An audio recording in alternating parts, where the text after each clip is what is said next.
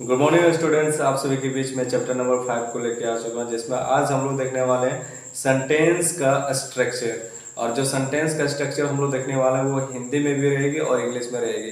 अगर आप ये दोनों हिंदी में और इंग्लिश में सेंटेंस का स्ट्रक्चर समझ जाते हैं तो ये समझिए कि कोई भी सेंटेंस पे आप कमांड कर लीजिएगा। और जो सेंटेंस का स्ट्रक्चर हम लोग आज देखेंगे, अगर कहीं उस पर आप जोर देते हैं और उसे एक बार में या फिर 2 बार में, जब आप जितना टाइम में आपको संभव हो सके उतना समय में अगर आप कंप्लीट कर लेते हैं तो इंग्लिश लैंग्वेज में और आपको कहीं भी सेंटेंस देखने की ज़रूरत नहीं पड़ेगी। वही 6 सेंटेंस आपका पूरा इंग्लिश लैंग्वेज में कंप्लीट रहेगा। तो चलिए इस चैप्टर को मिस ना करें। अगर आपको नहीं समझ में आता तो 2-3 बार जरूर देखें। तो सेंटेंस इंग्लिश लैंग्वेज में हम लोग देखेंगे क्या, sentence structure.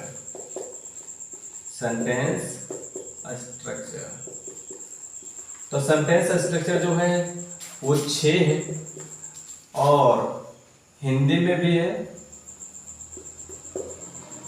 Hindi and English मतलब दोनों में है।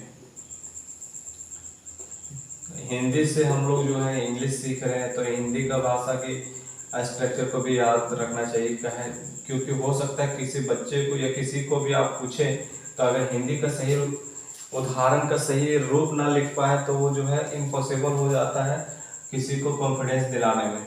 तो हिंदी और इंग्लिश ये दोनों का में देखने वाले हैं सेंटेंस का स्ट्रक्चर जो 6 से चलेगा। और वो 6 कौन कौन से रहेगी?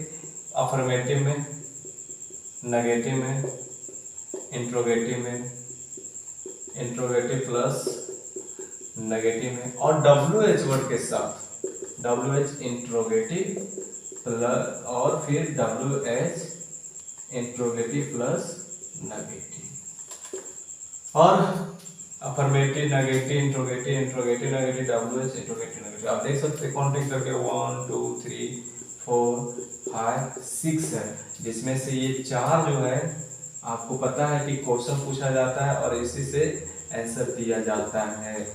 आप ये चीज को जानते हैं। और ये 2 है जो आंसर देने वाला है, किसका है? आंसर वाला। आंसर जब हम लोग किसी को देना है तो अफर्मेटिव या फिर नेगेटिव देना है। क्वेश्चन जब पूछना है तो ये 4 में हम लोग को पूछना होता है। अब जो है मुख्य रूप से ये चीज तो ठीक है, लेकिन मुख्य रूप से क्या है कि अफर्मेटिव में जो है हिंदी का स्ट्रक्चर क्या होगा, इंग्लिश का क्या होगा। तो हम लोग देखते हैं पहले हिंदी का स्ट्रक्चर। हिंदी स्ट्रक्चर, तो हिंदी में किसका स्ट्रक्चर देखेंगे? अफर्मेटिव का।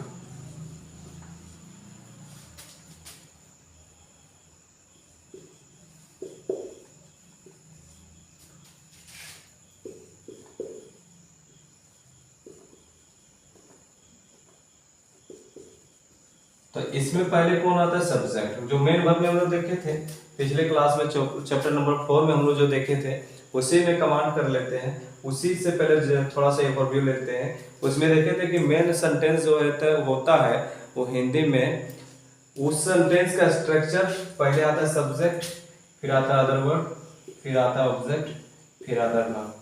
और इंग्लिश में मेन स्ट्रक्चर जो था वही अफर्मेटिव होगा, और इसमें भी वही होगा अफर्मेटिव, हिंदी में भी जो हम लोग इंग्लिश में मेन स्ट्रक्चर देखे थे और हिंदी में मेन स्ट्रक्चर देखे थे। तो इसका स्ट्रक्चर का जो हम लोग का फॉर्मेशन होगा वो क्या होगा? पहले सब्जेक्ट, फिर ऑब्जेक्ट, वर्ब, फिर ऑब्जेक्ट, फिर अदर वर्ब। अब यहाँ पे कंफ्यूजन वाली बात ये है इंग्लिश में क्या कि वर्ब 2 रूप में है, हेल्पिंग वर्ब में भी और मेन वर्ब में भी।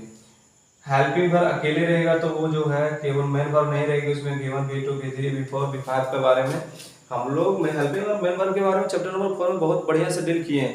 अगर आप चैप्टर नंबर 4 नहीं देखें तो एक बार देखें, तब आपको जो है इस टॉपिक में ज़्यादा मदद मिलेगी समझने के लिए। इसलिए ये इंपॉर्टेंट है, आप ये चीज़ को मान लें। अगर चैप्टर नंबर नहीं देखे तो आप जरूर देखें ताकि आपको जो है इस टॉपिक को समझ में आए, क्योंकि आपको पता है कि हम पहले बताएं कि यही जो है सेंटेंस स्ट्रक्चर जो है पूरा इंग्लिश लैंग्वेज में इंग्लिश लैंग्वेज में पूरा आने वाला है, मतलब इसी के अनुसार रहता है। तो एक बार हम लोग 6 स्ट्रक्चर पढ़ लेते हैं तो इंग्लिश लैंग्वेज का कोई भी सेंटेंस हो, कितना भी बड़ा हो, कोई भी सेंटेंस हो, हमें सब यही स्ट्रक्चर पे देखने को मिलेगा, चाहे कोई सा भी सेंटेंस हो। तो देखते हैं, तो हेल्पिंग वर्ब में हम लोग बात किए थे कि इसमें जो रूप रहता है हेल्पिंग वर्ब का, मेन वर्ब का शॉर्ट में यहाँ समझ लीजिए। तो ये हेल्पिंग वर्ब जो था हम लोग का, वो रूप था बी, हैव, हैव बीन और डू। और मेन वर्ब जो था वो था V1, V2, V3, V4 और V5। लेकिन पता है ये तो इंग्लिश में था, हिंदी में जो था वो क्या था? हिंदी में भी जो है अगर आप पकड़ लेते हैं तो आपको बहुत अच्छा लगेगा। तो बी उसमें नहीं रहता, उसमें प्रेजेंट का पास्ट जो रहता है, हो, हूँ, है, और पास्ट का था, फ्यूचर का गा का अंत में रहता जो है, होगा, होगी, बनेगा, रहेगा, इस रूप से। और मॉडल में सकता है, चाहिए, ठीक है, सकता है या फिर चाहिए। और एक चीज और याद रखें, बी का जो अफर्मेटिव में रूप होता है प्रेजेंट में, पास्ट में, बी का प्रेजेंट में, पास्ट में, फ्यूचर में, मॉडल्स में जो रूप होता है वही हेल्पिंग वर्ब। हैव का भी उसी तरह से हम लोग पढ़े, हैविंग का भी, डूइंग। तो पिछले चैप्टर में हम लोग पढ़ चुके हैं, इसलिए इस पे आपको जो है ज्यादा समझाने की जरूरत नहीं है। आप जो है नहीं समझ रहे हैं तो आप जो है पिछले चैप्टर को देखिए जाके और उसे समझे। थर्ड और फोर्थ चैप्टर को आपको बहुत आसानी से समझ में आ जाएगी और आपका इंग्लिश लैंग्वेज में स्ट्रक्चर बहुत बढ़िया कमांड हो जाएगी। तो देखिए आज हम लोग देखने वाले हैं हिंदी का सेंटेंस से लेते हैं अफर्मेटिव का, ताकि हमें समझ में आए। दोनों लेते हैं, सिंपल भी लेते हैं और एक्शन वाला भी लेते हैं। जैसे एग्जांपल फॉर लेते हैं, वह मेरा अच्छा दोस्त है।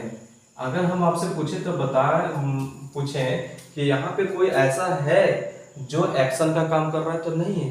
तो यहाँ पे जो है सिंपल सेंटेंस का पासान ये है के रूप में जो हम बताएं कि सिंपल सेंटेंस में है केवल देखने को मिलेगा, एक्शन नहीं देखने को मिलेगा। और एक्शन में क्या दोनों एक जैसे हम लोग लेते हैं, वह खाना खा रहा है। तो यहाँ पे देखिए हेल्पिंग वर्ब के रूप में, मतलब पासान के रूप में प्रेजेंट का रूप यहाँ पे दिया। और एक्शन क्या है, वो क्या कर रहा है, खा रहा है।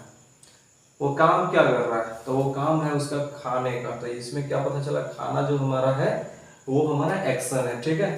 अब इसमें आते हैं इंग्लिश में, इसी का हिंदी का इंग्लिश करते हैं और समझते हैं कि यहाँ पे जो है पहले सब्जेक्ट है और फिर क्या है, मेरा अच्छा दोस्त है, तो ये ऑब्जेक्ट के रूप में पूरा आया है। और अदर वर्ड वर्ब कैसे है, सो यहाँ पे वर्ब इसमें बोल सकते हैं। तो ये चीजों के बारे में हम लोग पहले बात कर चुके हैं, बहुत बढ़िया से बात की है, बहुत अच्छे से बात की है, ताकि आपको जो है कभी भी इस पे जो है दिक्कत नहीं होगा। और चीज जो है ऑब्जेक्ट क्या है, सब्जेक्ट क्या है, वर्ब क्या है, अदर वर्ड क्या है, ये सारी चीजों के बारे में हम लोग डिस्कस किए। चैप्टर नंबर 1 से डिस्कस किए, 2 में भी है, 3 में भी है, 4 में भी है। अब इस सब वीडियो का अगर मेरा जो टीचिंग का जो रूप है, जिस तरह से हम पढ़ाते हैं, अगर आप मेरा एक भी वीडियो मिस करते हैं, कहीं से भी मिस करते हैं, तो आपको थोड़ा सा कंफ्यूजन लगेगा, अनकंफर्टेबल फील कीजिएगा, आपको कम समझ में आएगी। और कहीं अगर मेरा एक वीडियो करके आप जाते हैं तो हम इतना गारंटी देते हैं कि आपको जो है बहुत कम वीडियो में, वैसे तो टारगेट 100 वीडियो को रखे हैं, लेकिन 100 वीडियो हमको लगता नहीं है कि वहां तक जाएगी और इंग्लिश का निचोड़ आपके पास हो जाएगी।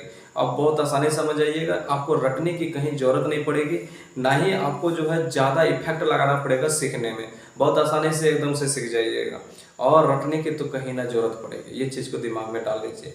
तो चलिए इंग्लिश में देखते हैं, वह मेरा अच्छा दोस्त है, मतलब क्या, इसका इंग्लिश में क्या होगा, he is my good friend. तो ये हमारा जो है टोटल ऑब्जेक्ट है, यहाँ पे सब्जेक्ट है, ये वर्ब का काम कर रहा है। तो यहाँ पे बोले थे अभी कि चाहे कोई भी एक्शन वाला सेंटेंस नहीं रहेगा, कोई भी सेंटेंस में एक्शन नहीं रहेगा, तो उसमें जो है हेल्पिंग वर्ब जो रहता है रूप, वही क्या होता है, मेन वर्ब कहलाती है, ठीक है। अब नेक्स्ट वाला का, वह खाना खा रहा है, तो क्या होगा, ही इज ईटिंग फूड। अब यहाँ पे आप देख सकते हैं कि ईटिंग जो है मेन वर्ब है, V4 का रूप लिया है, और इज जो है वही हेल्पिंग वर्ब है जो बी का रूप लिया है। तो इसके बारे में हम लोग पहले भी देखें। तो नेक्स्ट जो है ये स्ट्रक्चर को आप दिमाग में जान लीजिए कि कोई भी सेंटेंस रहेगा, चाहे हिंदी में रहे या इंग्लिश में, तो आपको अफर्मेटिव वाला सेंटेंस में क्या क्या देखने को मिलेगा, कहाँ पे सब्जेक्ट रहेगी, कहाँ पे ऑब्जेक्ट रहेगी, कहाँ पे अदर वर्ड रहेगी और कहाँ पे वर्ब रहेगी। हिंदी में पहले सब्जेक्ट, तो ये याद रखेगा कोई भी सेंटेंस रहेगा हिंदी में पहले सब्जेक्ट तो इंग्लिश में पहले सब्जेक्ट, लेकिन वर्ब जो है हिंदी में लास्ट में मिलता है, इसमें पहले मिलता है। ऑब्जेक्ट जो है वो सेकेंड लास्ट में मिलता है। 1 सेकेंड, ऑब्जेक्ट जो है कहाँ, सब्जेक्ट अदर वर्ड ऑब्जेक्ट और वर्ब आता है इसमें। इसमें क्या आता है, सब्जेक्ट वर्ब उसके बाद ऑब्जेक्ट उसके बाद अदर वर्ड। ठीक है, तो ये चीज को आप समझें, याद रखें, ये स्ट्रक्चर को रिमेम्बर कर लें। और आपने आप जो है हम 2 यहाँ पे लिए हैं, आप जो इस तरह से 4 5 6 को लेके एग्जाम्पल लेके प्रैक्टिस करें। अब हम लोग देखने वाले हैं नेगेटिव का स्ट्रक्चर। ठीक है,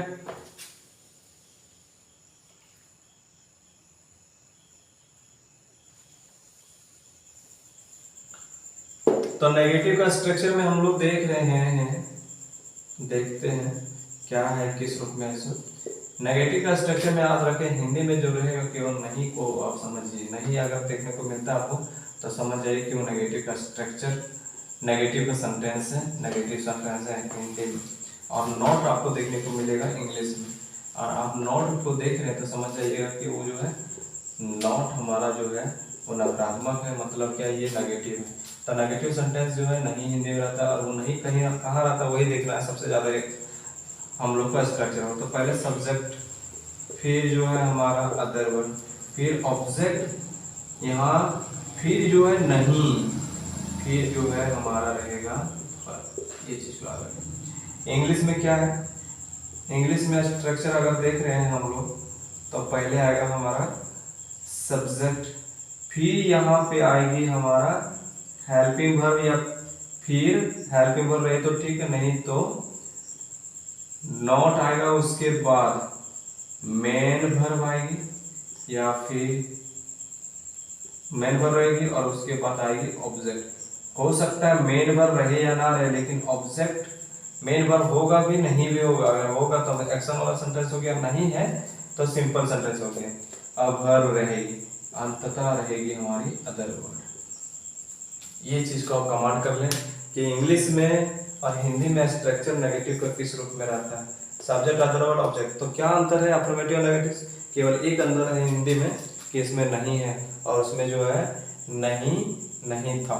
और इंग्लिश में क्या है, केवल अंतर ये है कि उसमें मेन वर्ब था, जहाँ हेल्पिंग वर्ब के रूप में मेन वर्ब दोनों साथ में रह सकता था, लेकिन हेल्पिंग वर्ब की जो है अपने साथ यहाँ नेगेटिव में क्या लेगा, नॉट लेगा। ये चीज को आप कमांड करें।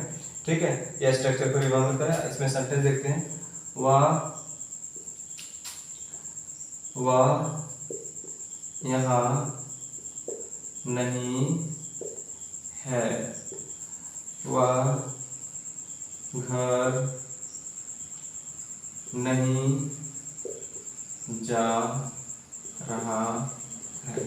आप देख सकते हैं, तो इंग्लिश में क्या होगा, he is not here, he is not going to हाँ। ठीक है, तो ये चीज को आप समझ गए होंगे बहुत अच्छा से कि हिंदी में और इंग्लिश में स्ट्रक्चर किस रूप से होता है। तो हम चाहते हैं कि आप जो है पहले हिंदी और इंग्लिश का स्ट्रक्चर अफर्मेटिव और नेगेटिव में कमांड कीजिए, और इस पे सेंटेंस जो है 4-4 6-6 लीजिए और इसका स्पीकिंग करने की कोशिश कीजिए, सेंटेंस को देखने की कोशिश कीजिए, हिंदी में लिखने की कोशिश कीजिए। और इंग्लिश अगर नहीं आता है तो आप उसमें ज़्यादा चिंता करने की, आपको जो है उसमें ज़्यादा चिंता करने की जरूरत नहीं है। आने वाला नेक्स्ट वीडियो जो है हम लोग देखेंगे interrogative, interrogative negative, WH interrogative, WH interrogative negative का स्ट्रक्चर, जो सबसे ज़्यादा इंपॉर्टेंट रहेगी, क्वेश्चन पूछने का तरीका रहेगा। और आप एक चीज़ और जान लें कि आपके पास जो है इंग्लिश का निचोड़ इसी सारा स्ट्रक्चर में रहेगा। मतलब क्या है, आपका पूरा इंग्लिश का सेंटेंस जो रहेगी यही 6 स्ट्रक्चर में रहेगी। अगर आप ये 6 स्ट्रक्चर कमांड करते हैं और रिमेम्बर रखते हैं तो आप समझ जाइए कि इंग्लिश में आपको ज़्यादा रटने की जरूरत नहीं पड़ेगी। अगर नहीं तो आप जानते हैं टेंस में अगर आपको जो है पढ़ना पड़ेगा, तो उसमें अगर आप स्ट्रक्चर भी देखिएगा तो आपको कितना स्ट्रक्चर देखना पड़ेगा, टेंस होता है 3, प्रेजेंट, पास्ट, फ्यूचर। अब प्रेजेंट, पास्ट, फ्यूचर में सभी में एक्शन वाला हम चलेंगे तो indefinite, continuous, perfect, perfect continuous, 4 गो एक्शन चलेगी तो तीनों में चलेगी, प्रेजेंट में भी, पास्ट में भी और फ्यूचर में, और मॉडल फ्यूचर में भी और मॉडल्स में भी सब आते हैं। लेकिन मॉडल्स का भी अपवाद हम रखते हैं, केवल स्ट्रक्चर आपको सुनवाते हैं कि कितना हो जाएगा केवल टेंस में। तो प्रेजेंट में अगर देखेंगे हम लोग इंडेफिनिट वर्क का तो उसमें आ जाएगा 6, और पास्ट में भी 6, फ्यूचर में भी 6, तो 18 यहाँ पे हो जाता है। फिर कंटिन्यूस वर्क का भी 18 आएगा, फिर परफेक्ट वर्क का भी 18 आएगा, फिर परफेक्ट कंटिन्यूस वर्क का भी 18 होगा। तो कुल मिला के 18 आएगा, 18 प्रत्येक में। तो 4 बार आप इंटू कीजिए 18 को तो कितना होता है 72, मतलब कुल मिलाकर 72। आपको स्ट्रक्चर रटना पड़ जाएगा अगर आप इस तरह से कमांड नहीं करते हैं। और फिर अगर मॉडल्स में जाएंगे तो मॉडल्स में अलग होगा, वॉइस में जाएंगे तो वॉइस में अलग होगा, इंपरेटिव सेंटेंस में, बाकी जितने भी हैं सभी में जो है आपको स्ट्रक्चर ज़्यादा रटना पड़ जाएगा। लेकिन आपको जो है स्ट्रक्चर रटना नहीं है, ना ही कभी रिमेंबर करना है, आपको केवल फोकस करना है और कुछ पॉइंट को आपको याद रखना है। और इतना कर लेते हैं तो आपके लिए जो है इंग्लिश सबसे बेस्ट होने वाला है। आप स्पीकिंग करेंगे, it means that you will be speaking very well. So please you watch one by one all the videos and make your journey of this English platform very well. Thank you so much.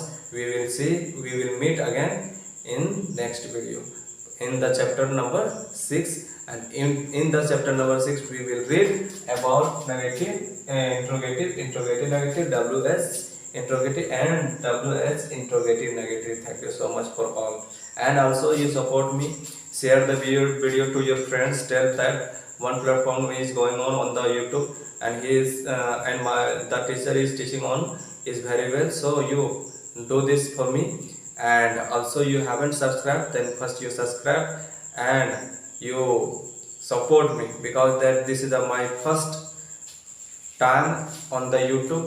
I don't know that what the response will be on the YouTube, but I think if you will be help, you will support me, I will grow on the YouTube. Thank you so much.